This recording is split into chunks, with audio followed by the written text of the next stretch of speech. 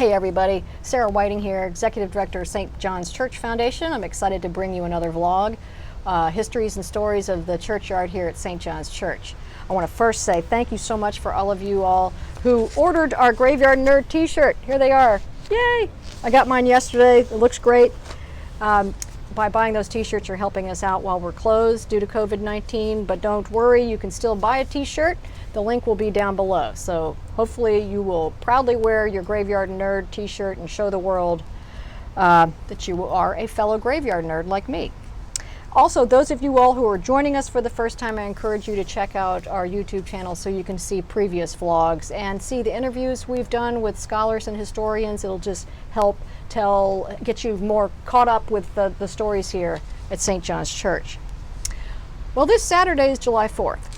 So in honor of the 4th, I'm going to talk to you about George Wythe. Now, why are we talking about George Wythe? Well, besides the fact that he's buried here, and in fact, he's buried right over there. It's hard to point.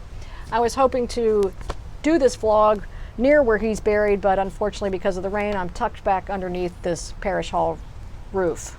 But we're talking about George Wythe in honor of the 4th because he signed the Declaration of Independence. He signed it along with 6 other Virginia signers. So who were those 6 signers? Those Virginia signers of the Declaration of Independence? Well, we know Thomas Jefferson was one. He wrote it.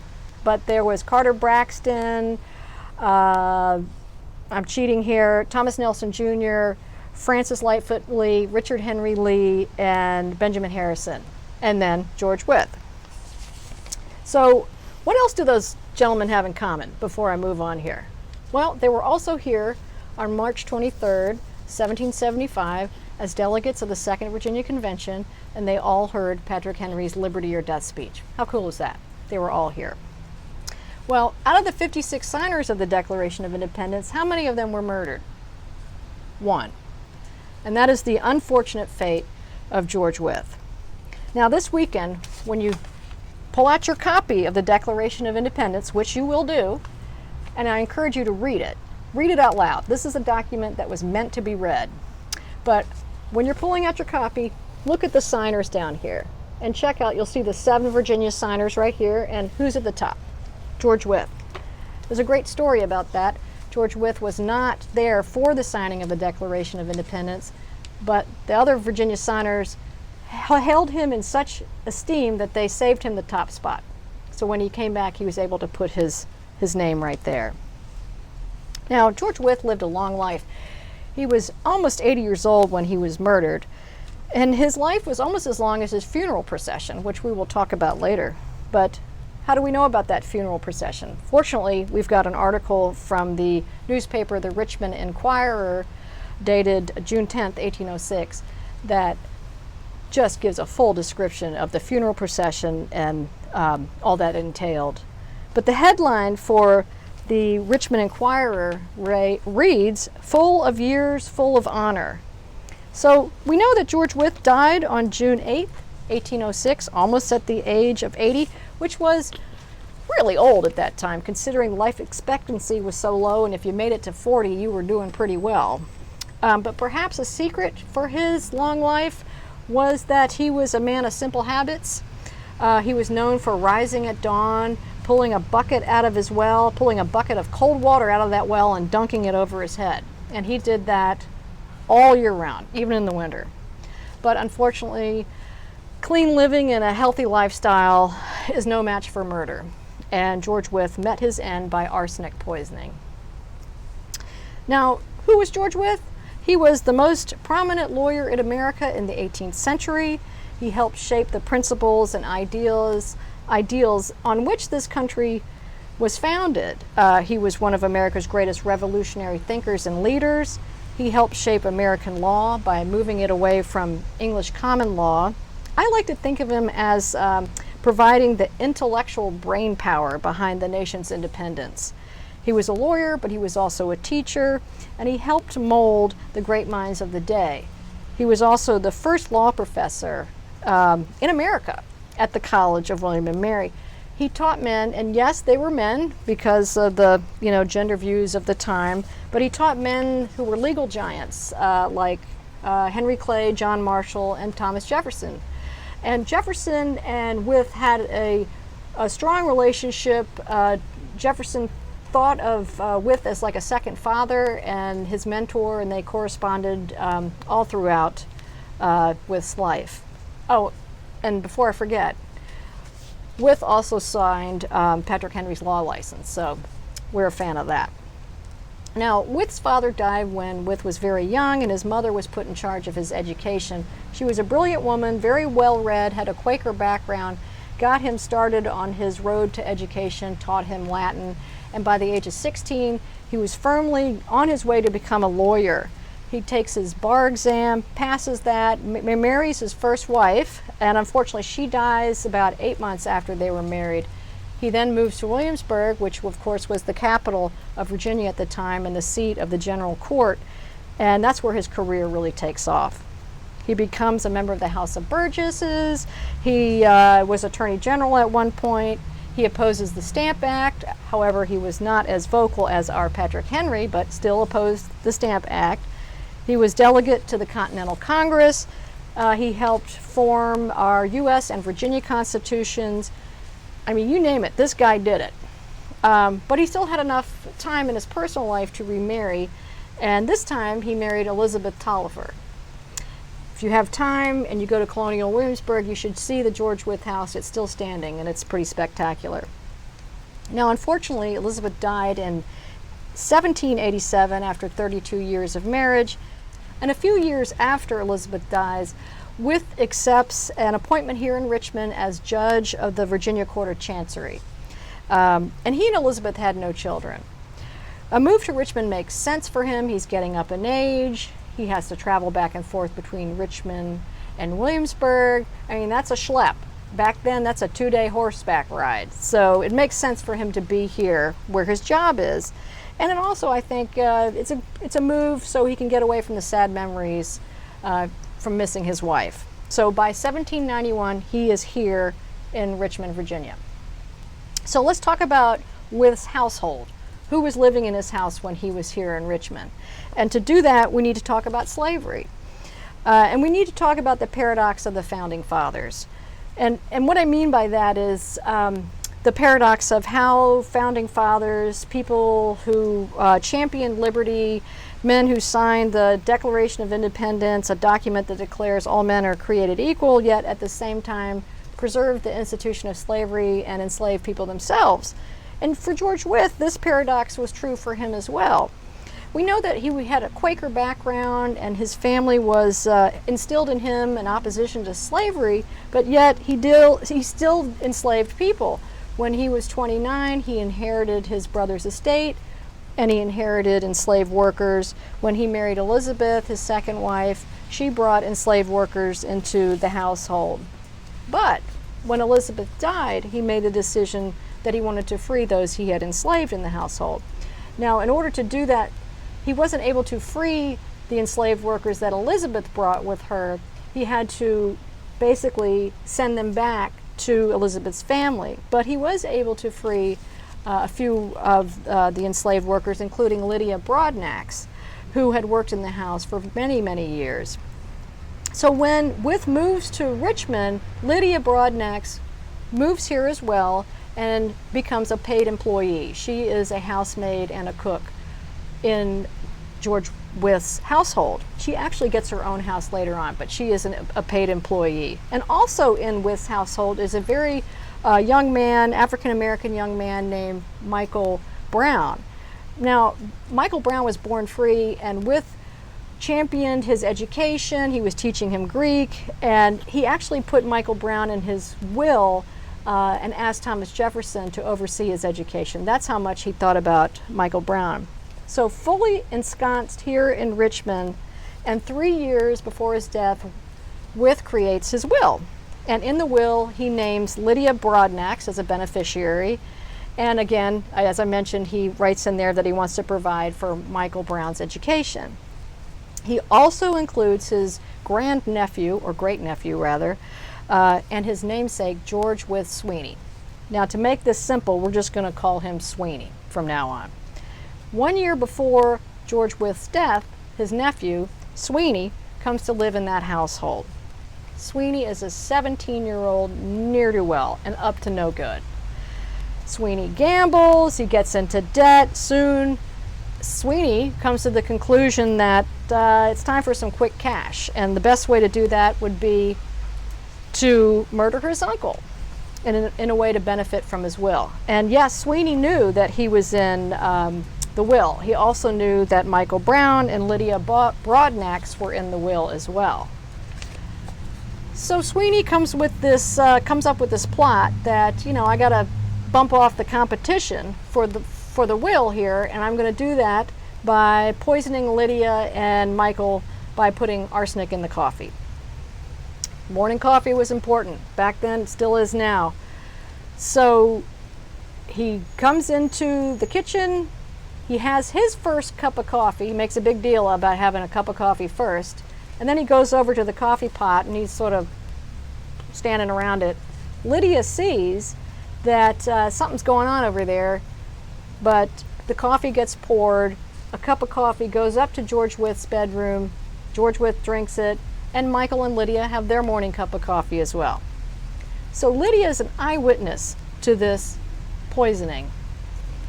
And unfortunately, Lydia, Michael, and George Wythe become violently ill. It's kind of interesting, though, that Sweeney does not become ill. And, the whole household is just violently ill, and George Wythe calls for the doctor. Lydia talks about what she had seen that morning, and Wythe quickly figures out that they've all been poisoned. So Wythe calls in his doctors. That's Dr. McClung, Dr. McCaw, and Dr. Fushi. Try to say those names fast. And they come in and they say, no, you haven't been poisoned, it's cholera. Well, cholera usually kills people in about 48 hours. So 3 days later, when the doctors show back up again, they're checking on and they realize, oh, Wythe is still alive. It couldn't have been cholera. Well, maybe Lydia was right. Maybe they were poisoned. Unfortunately, 6 days after the poisoning, Michael Brown dies, and Wythe knows what's coming. And he says to his doctors, I shall not be far behind.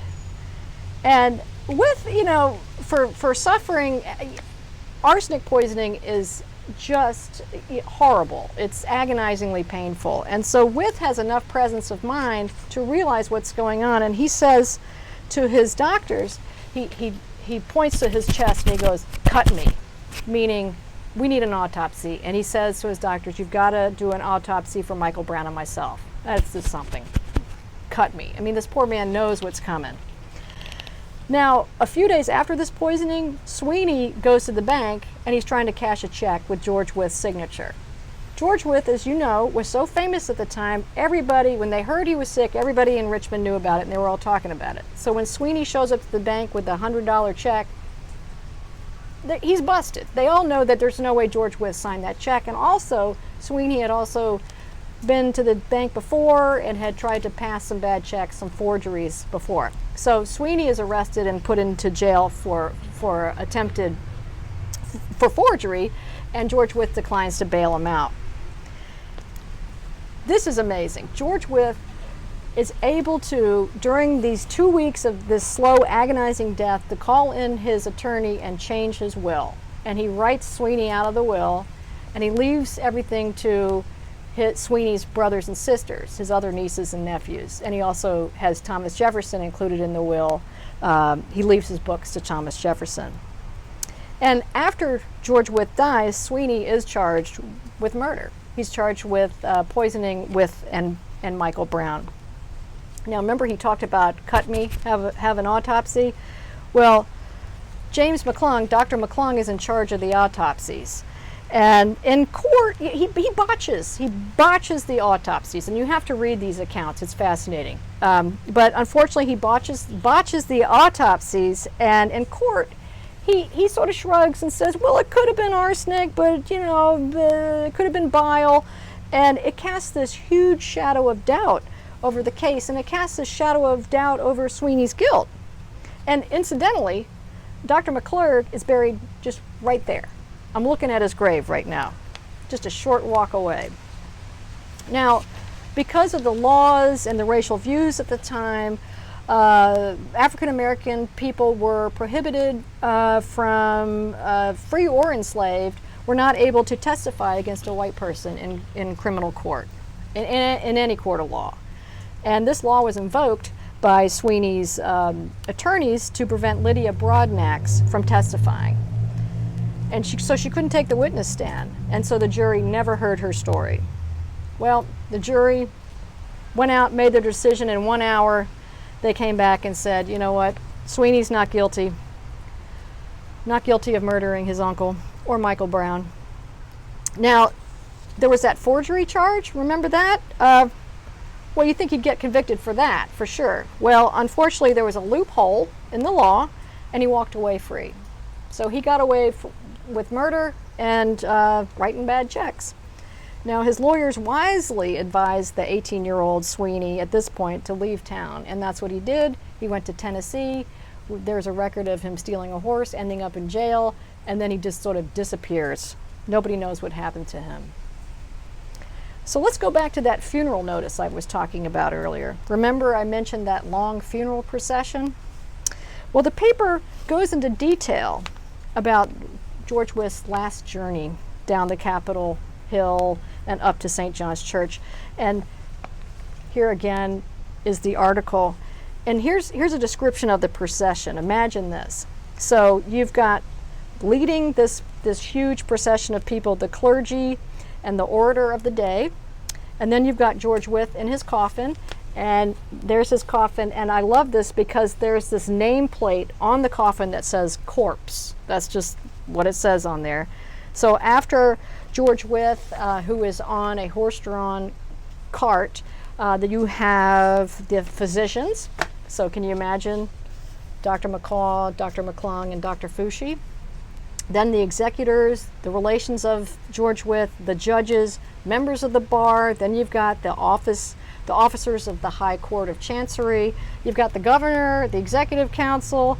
After that, you've got other officers of the government. After that, you've got the mayor, the common council, and then after them, bringing up the rear, are fellow citizens, Richmonders. The accounts talk about thousands and thousands of people in the streets that day following George Wythe from the Capitol up here to St. John's. And the paper describes it this way: it is no disparagement to the virtues of the living to assert that there is not perhaps another man of Virginia whom the same solemn procession would have attended to his grave. In other words, no one living in Virginia at that time deserved a funeral like George Wythe. Now, we're told that he was buried near the west door, which I'm sorry, because it's raining, I can't show you, but it's that way. We don't know exactly where he's buried because when he was interred, he was just marked with a metal pole. And it's fascinating to me that a man that famous in his day, that well revered, only had an iron stake in the ground to mark his grave. And unfortunately, at some point, that iron pole got lost. So we're not exactly sure where he's buried. We only have the description that he was buried near the west door. But a fancy grave marker is not the point. And the news article backs me up with this, and it reads, "Kings may require mausoleums, saints may claim privileges of canonization, but he, Venerable George Wythe, needs no other monument than the services rendered to his country and the universal sorrow that country sheds over his grave." And being a man of simple living and simple habits, I think that makes sense. However, in 1924, a big granite marker was placed near the west door in Mr. Wythe's honor. George Wythe was key to the creation of the United States as a free and independent nation. So I ask, when you celebrate your July 4th this year, that you just stop for a moment and remember George Wythe. Now, I have told you a long story about Mr. Justice Wythe, and there's so much more to the story. This story is fascinating. You cannot make this stuff up. I mean, I encourage you to read all you can about it. In fact, we've got a book in our visitor center that we have for sale. Please reach out to us. Go to our website. We'll sell you a copy. This is by Suzanne Munson, and it's called Jefferson's Godfather, The Man Behind the Man. And it talks about that wonderful relationship between George Wythe and Thomas Jefferson. There's also another really great book out there called I Am Murdered, and that has a really wonderful section all about detailing Richmond around the 1800s. It's fascinating. So we'd love to hear your comments. If you like these vlogs, if you don't, if you'd like us to talk about other topics, we'd love to hear all about it. And again, check out our YouTube channel for our other interviews. So happy July 4th, and thanks for watching.